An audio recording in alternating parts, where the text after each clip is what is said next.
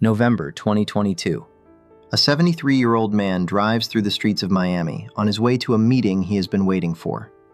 He carefully circles the block, stopping at corners and checking for surveillance. This is a professional intelligence technique he was taught decades ago. He parks near a Presbyterian church. A man approaches him and smiles. "I know that you have been a great friend of ours since your time in Chile." The old man's eyes light up. He is certain he is meeting a man from Cuban intelligence. But he is wrong. The man is an undercover FBI agent. The old man's name is Victor Manuel Rocha. 20 years ago, he was the United States ambassador to Bolivia. He also served 3 American presidents, Reagan, Bush, and Clinton, as a senior State Department official with access to classified information. And for nearly half a century, he had been secretly working for Fidel Castro. How did he become the most dangerous spy in American history and a legend of Cuban intelligence? How did he hide his work for Cuba for half a century? How did the FBI finally uncover him? And how did this story end? Victor Manuel Rocha was born in Bogotá, Colombia in 1950. While he was still a child, his family immigrated to the United States. They settled in Morningside Heights, a poor immigrant neighborhood in Harlem, in northern Manhattan. At 17, he was accepted into the prestigious Taft School in Connecticut. There, he became captain of the soccer team. In 1969, he entered Yale University. Yale, in the early 1970s, was not a place that produced loyal government officials. The streets of New Haven were filled with anti-war protests. Students burned their draft cards. In dorm rooms, they debated Marx, Che Guevara, and the Cuban Revolution. America was waging war in Vietnam. The CIA was overthrowing governments across Latin America. For many young people of that generation, the United States looked less like a beacon of freedom and more like an empire. Rocha absorbed these ideas. Years later, in court, he would say so himself. "During my formative years in college, I was heavily influenced by the radical politics of the day. My deep commitment to radical social change in the region led me to the eventual betrayal of my oath of loyalty to the United States." But ideas alone are not action. What turned Rocha from a radical student into a spy happened in one specific place in the world, in Chile, in 1973. On September 11, 1973, military tanks rolled into the streets of Santiago. President Salvador Allende, a democratically elected socialist, was overthrown. He was replaced by General Augusto Pinochet. American intelligence services were behind the coup. Thousands of people were arrested, tortured, and killed at Chile Stadium. For leftists around the world, this was a shock, proof that America was ready to crush any attempt at social change. Rocha was there. He was 23 years old, fresh out of Yale, young, idealistic, searching for meaning. And that is where they noticed him. Cuban intelligence, the Dirección de Inteligencia, or DI, is considered one of the most effective services in the world. They work subtly. They do not offer money. They find young people with ideals and give them the feeling that they can change the world. Rocha was a perfect fit. A Colombian citizen, fluent in Spanish, with leftist views, a Yale degree, and a brilliant American career ahead of him. The Cubans realized they had a diamond in their hands, and they began to cut it. From that moment on, everything Rocha did in his life, he did under the control of Havana. In 1976, he earned a master's degree from Harvard. In 1978, another one from Georgetown. That same year, he raised his right hand and swore an oath of loyalty to the United States. He swore to defend the Constitution against all enemies, foreign and domestic. At that moment, the main enemy in Latin America was communist Cuba, the very same Cuba that Rocha had already been working for 5 years. The immigrant boy from Harlem had collected 3 of America's most prestigious degrees and gained U.S. citizenship. The perfect American dream story. But no one knew at the time, while he was building this biography, Cuban intelligence was raising a spy whom the U.S. Attorney General would later call one of the longest-lasting infiltrations in the history of the American government. In 1981, Rocha joined the United States Department of State. A double life that would last 40 years was only beginning. A year later, he was sent on his first foreign assignment, to the U.S. Embassy in Santo Domingo.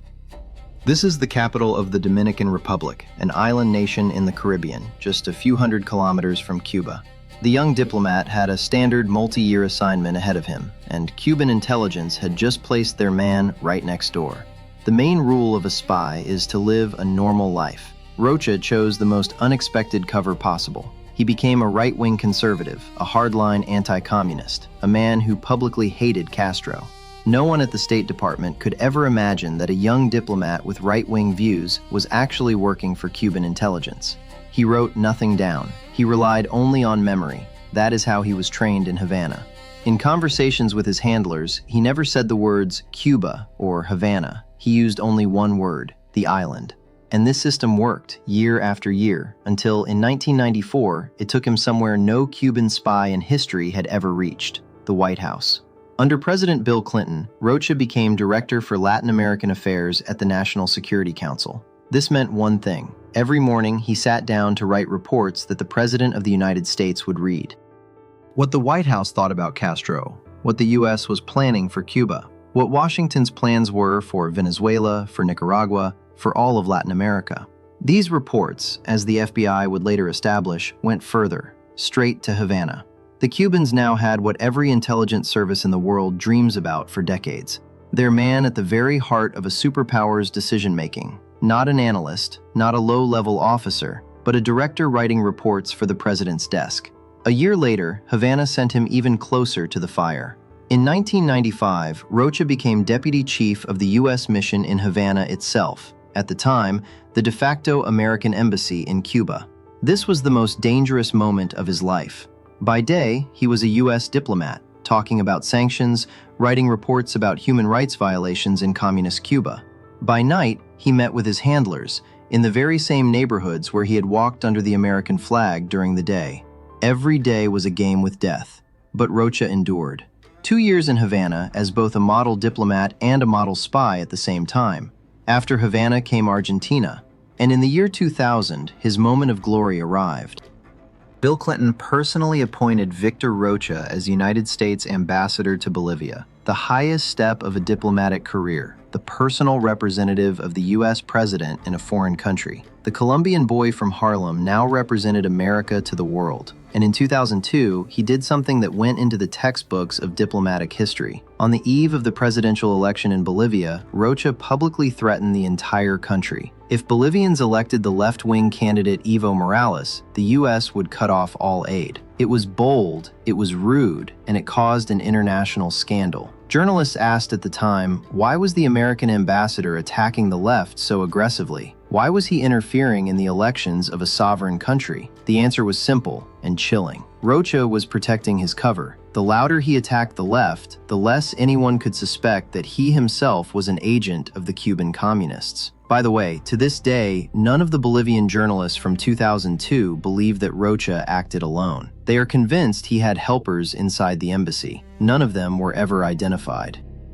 What do you think? Could one man live a double life for 22 years without accomplices inside the State Department? Tell us in the comments. That year, Evo Morales lost the election, but a few years later, he did become president of Bolivia and immediately established close ties with Havana. Rocha, meanwhile, quietly left the State Department. 22 years of impeccable service, awards, the respect of his colleagues, a reputation as a tough conservative and fighter against communism, and 22 years of a double life. But the story did not end there. The most dangerous part was still ahead. Havana was only just preparing to give Rocha a new mission, one that would make him more valuable than ever before in his career. This new mission was called SOUTHCOM, United States Southern Command. In 2006, the retired ambassador took the position of senior advisor to the commander. On the outside, it looked like an honorable appointment for a respected veteran diplomat. In reality, it was a disaster for American security. SOUTHCOM develops U.S. military scenarios against Cuba.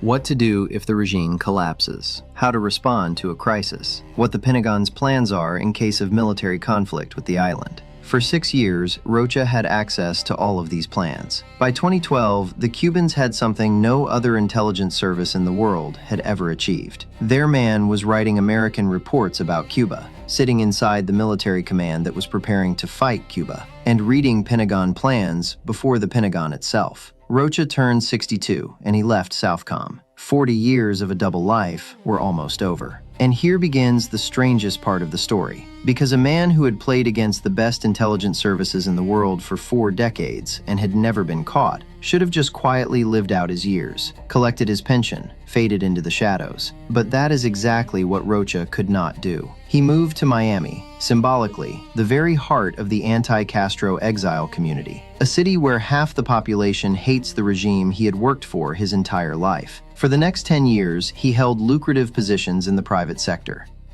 He was director of government relations at the company that runs McDonald's across Latin America, president of the Dominican division of the gold mining giant Barrick Gold. Money, reputation, respect, he had everything. The only thing missing was a sense of meaning. Former U.S. Ambassador John Feely, who for years had considered Rocha his mentor, would later tell the FBI something remarkably precise. "My sense is, he felt unneeded. You do something for 40 years and it gives you a sense of meaning. And in retirement, no one gives you a gold watch." Havana contacted him less and less. His last personal meeting with his Cuban handlers took place in 2017. For that meeting, Rocha flew to Havana through the Dominican Republic, using a Dominican passport he had obtained through marriage in 2014. After that meeting, there was silence. The Cubans seemed to lose interest in him. The 70-year-old Rocha sat in Miami and waited. He had spent his entire conscious life in this game, and now he did not know if he was still needed by anyone. It was exactly this longing to feel important that would destroy him, because at that very moment, the FBI was already watching him. But how did they find out about him? There is still no clear answer. According to court documents, the FBI received information in the fall of 2022, but the name of the informant remains classified. It could have been a tip from a defector. It could have been a former State Department colleague who noticed something strange in his behavior. It could have been a Cuban lead that surfaced in another investigation. Journalists from Slate magazine wrote directly in December 2023, "It is unclear how American counterintelligence even learned of his activity after all these years. But once it happened, the FBI decided not to arrest Rocha right away. There was too little evidence. They had to make him confess on his own. And so they launched one of the boldest undercover operations in their modern history." On November 15, 2022, a message arrived in Victor Rocha's WhatsApp. "My name is Miguel. I have a message for you from your friends in Havana. This is a delicate matter." Rocha, who had last seen his Cuban handlers 5 years earlier, read these lines in his home in Miami, and he replied. A few hours later, there was a phone call. Miguel said he had been ordered to make contact. That Rocha was known as our great friend since the days of Chile. That there were a few small problems that needed to be discussed in person because this was too delicate for a phone conversation. They agreed to meet the next day at 10 in the morning at a Presbyterian church in Miami. The old man did not know the main thing. There was no Miguel. The voice on the other end of the line belonged to an undercover FBI agent. The message from Havana was bait. November 16, 2022 was the day of the first meeting. We already described this scene at the beginning of this video, the one where the old man circles the block on a surveillance detection route and then stops in front of the church where Miguel is already waiting for him. It was at this first meeting that Rocha did what prosecutors would later call the biggest gift to the prosecution. He started talking right away. "My number one concern, my number one priority was any action on the part of Washington that would endanger the life of the leadership or the revolution itself," he told the agent, referring to the Castro regime. He explained that he never took notes and relied only on memory. That in conversation, you must never say the letters C and H, Cuba and Havana, only the island. He asked Miguel to pass on his warmest wishes to the Cuban leadership, and he called Castro El Comandante. Somewhere in FBI offices at that very moment, technicians were carefully copying the recording onto backup drives. The second meeting took place in February 2023. By this point, Rocha already considered Miguel his contact and spoke with him freely. It was then that he said the line that would appear in every headline in the American press. "What we have done is enormous. It's more than a grand slam." A grand slam in baseball is the maximum possible hit, when the batter brings home 4 runs with a single swing. For Americans, this is an obvious image. Rocha was saying this about his work for Cuba. About 40 years inside the State Department, the National Security Council, and Southcom. In his own words, Cuba had won more than a grand slam by having him inside the American government. At the same meeting, he called the United States the enemy, plainly and casually, as if it were an obvious fact.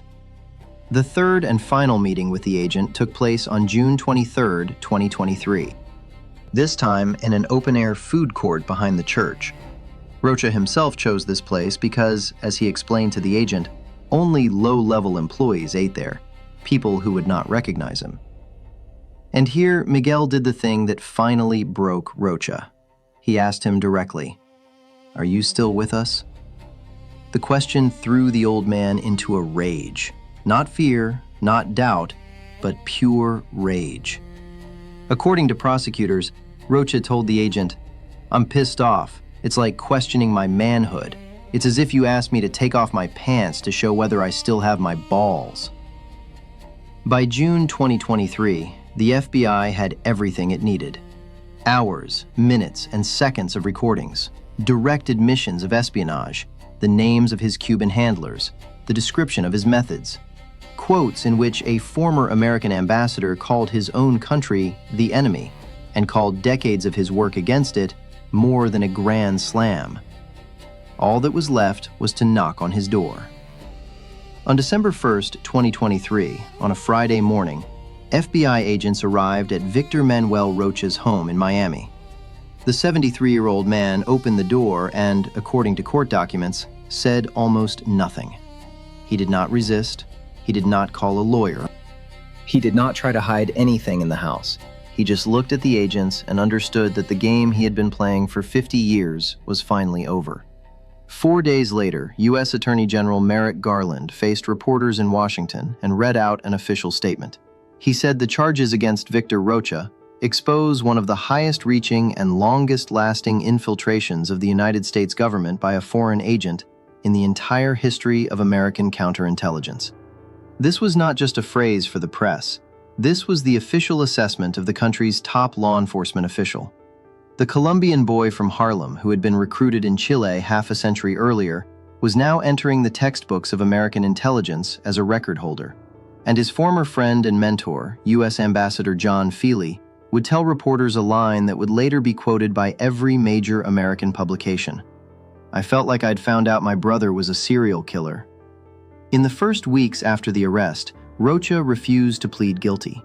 His lawyers tried to negotiate a deal, and a deal was reached. The former diplomat pleaded guilty to 2 charges, acting as a secret agent of a foreign government and conspiracy to defraud the United States. In exchange for the plea, prosecutors agreed to drop the more serious charge of espionage. This was important. The espionage charge could have meant life in prison. Rocha received a guarantee that his sentence would not exceed 15 years. A federal judge handed down the sentence: 15 years in prison, forfeiture of income from espionage, a $500,000 fine, and a lifetime ban on working with classified government information. And then came Rocha's own final words in the courtroom. What he said would stun even the most experienced journalists in the room. "During my formative years in college, I was heavily influenced by the radical politics of the day. My deep commitment to radical social change in the region led me to the eventual betrayal of my oath of loyalty to the United States. I no longer view the world through the radical lens of my youth. No remorse for the betrayal itself. Not a word about the people whose lives may have been harmed by the information he passed on. Just one phrase about how he no longer views the world through the eyes he once had." The real damage from these 50 years remains a mystery to this day. The FBI is conducting an assessment, but most of the materials are classified. How many Cuban agents were exposed thanks to his information? What American operations were disrupted? What names he may have passed on to Havana? All of this is in sealed reports. The public may never learn the true price of this spy career. The 73-year-old man, who had worked against the United States for 50 years, walked into federal prison knowing that, if he ever walked out at all, he would be nearly 90 years old. But the story did not end there. And the strangest part of it is not even the verdict. 2 months after the arrest, journalists discovered a transaction in the public property records. From inside prison, Victor Rocha had transferred to his wife, Carla Whitkop, 4 luxury apartments in the Brickell City Center Tower in downtown Miami. Their combined value, more than $4 million. Lawyers consulted by reporters cautiously suggested that this was an attempt to protect the assets from government seizure. And here a question arises that neither the prosecutors, nor the FBI, nor Carla herself have answered. Did the wife know what her husband had been doing for 40 years? Did their 2 children know that the father, who went to Sunday dinners with them, had spent his entire life serving a foreign intelligence service? Carla Whitkop had stayed in the shadows her entire life. Almost nothing is known about her publicly. When Associated Press journalists called her after the arrest, she said only, "I don't need to talk to you," and she hung up.